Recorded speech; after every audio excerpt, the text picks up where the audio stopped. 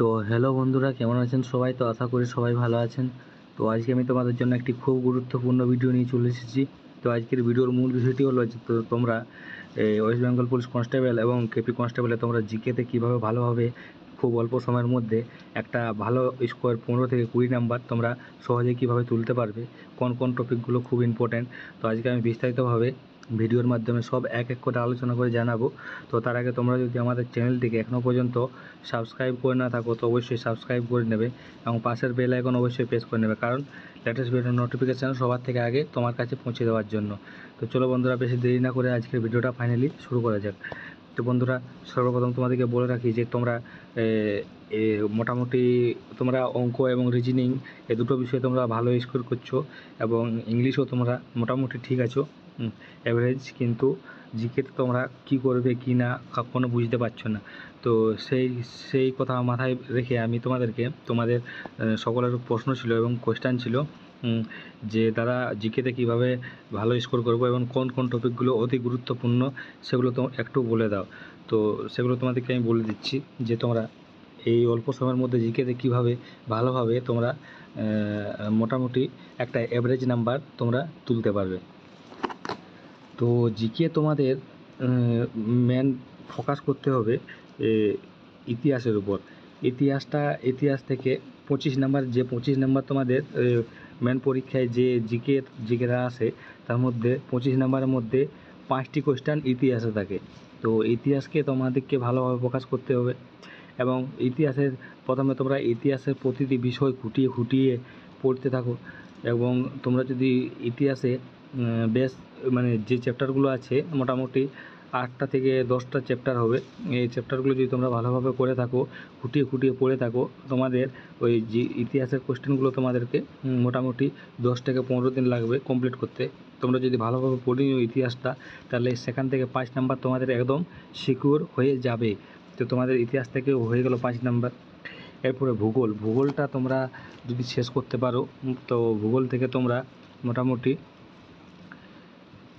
ধরে নিতে পারো 4 নাম্বার এসে যাবে ভূগোল থেকে। তো 5 4-এ 9 নাম্বার। এবং তোমরা স্ট্যাটিক জিকের বেশ কিছু টপিক আছে, যেমন বিভিন্ন পুরস্কার, খেলাধুলা, কে কোন জিনিসে বিখ্যাত, তারপরে দেশ, রাজ্য, রাজধানী, মুদ্রা, বাদ্যযন্ত্র, এই টপিকগুলো যদি তোমরা করে থাকো তাহলে এর থেকে তোমরা মোটামুটি 5টা কোয়েশ্চেন পেয়ে যাবে এবং প্রতি বছর এসে থাকে।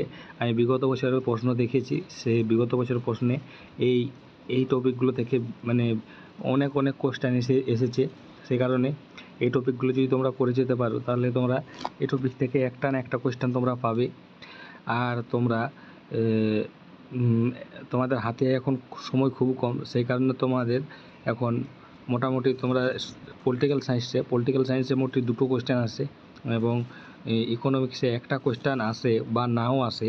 তো সেই কারণে এই দুটো সাবজেক্টে এখন তোমরা মোটেও ফোকাস করবে না, কারণ যেটাতে বেশি নাম্বার আসে সেটাতে তোমাদেরকে এখন বেশি ফোকাস করতে হবে, না হলে তোমরা নিজেই বিপদে পড়বে। কারণ টাইম তোমাদের হাতে খুব কম, আর তোমরা যদি ফালতু টপিক যদি তোমরা বেশি পড়ো তাহলে তোমাদের সময় নষ্ট হবে, বা কিছু হবে না। কারণ এখন যেগুলো থেকে বেশি নাম্বার আসার সম্ভাবনা আছে সেগুলোকে তোমাদেরকে এখন বেশি ফোকাস করা উচিত। তো তোমরা ইতিহাস, ভূগোল, স্ট্যাটিক জিকে এবং তোমরা এই জীবনবিজ্ঞানের টপিকগুলো তোমরা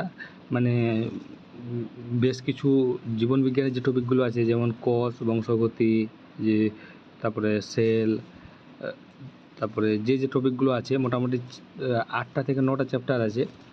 আমি তোমাদেরকে চ্যাপ্টারগুলো তোমাদেরকে আমি পরের ভিডিওতে বলে দেবো কী চ্যাপ্টার। যদি তোমাদের মনে কোয়েশ্চেন থাকে যে কী চ্যাপ্টারগুলো ক্লিয়ার করবো তো আমাকে কমেন্ট করবে, আমি তোমাদেরকে সেটার জন্য একটা সেপারেট ভিডিও বানিয়ে দেবো। তো জীবনবিজ্ঞান, ইতিহাস, ভূগোল আর স্ট্যাটিক জিকে, এই 4টি টপিক যদি তোমরা ভালোভাবে পড়ে নিও তাহলে তোমরা এখান থেকে 15 থেকে 20 নাম্বার তোমরা খুব সহজে তোমরা তুলতে পারবে। আর এখন তোমাদের হাতে সময় খুব কম, সেই কারণে তোমাদেরকে প্রতিটি সাবজেক্ট খুঁটিয়ে খুঁটিয়ে পড়া সম্ভব নয়, কারণ তোমরা যদি প্রতিটি সাবজেক্ট খুঁটিয়ে খুঁটিয়ে পড়তে যাও তাহলে তোমাদের এক্সাম শেষ হয়ে যাবে দেখবে, কিন্তু তাও তোমাদের সিলেবাসটা শেষ হয়নি।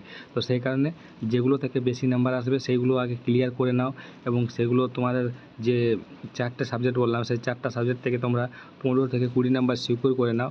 বাকি যে সাবজেক্টগুলো আছে সেই সাবজেক্টগুলো থেকে 1টা 2টা কোশ্চেন আছে, সেগুলোতে বেশি গুরুত্ব না দেওয়াটাই দরকার। তো তার মধ্যে তোমাদের যদি মনে হয় যদি প্রশ্ন থাকে যে কোন কোন চ্যাপ্টার ওয়াইজ বলে দিতে হয়, তাহলে আমাকে কমেন্ট করো, আমি পরের ভিডিওতে চ্যাপ্টার ওয়াইজ বলে দেবো। কিন্তু যে সাবজেক্টগুলো বললাম সে 4টা সাবজেক্ট তোমরা ভালোভাবে প্রকাশ করো। দেখো তোমাদের 4টা সাবজেক্ট পরীক্ষা পর্যন্ত তোমাদের ভালোভাবে শেষ হয়ে যাবে, এবং তোমাদের এখান থেকে তোমরা 15 থেকে 20 নাম্বার সহজেই সিকিউরভাবে তুলে নিতে পারবে। তো আজকের ভিডিওটা এতটাই থাকলো। যদি তোমাদের মনে আরও কোনো প্রশ্ন থাকে আমাকে কমেন্ট করবে, আমি তোমাদের কমেন্টের উত্তর অবশ্যই দেবো। তো জয় হিন্দ, জয় ভারত, ইনকলাব জিন্দাবাদ।